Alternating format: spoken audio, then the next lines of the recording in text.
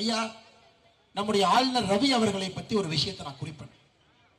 எனக்கு திராவிட முன்னேற்ற கழகத்தினுடைய அரசியல் பார்த்தீங்கன்னா, ஆளுநரை யாரு மோசமா திட்டுவாங்க அப்படிங்கிறது தான் இவங்களுடைய கோல்.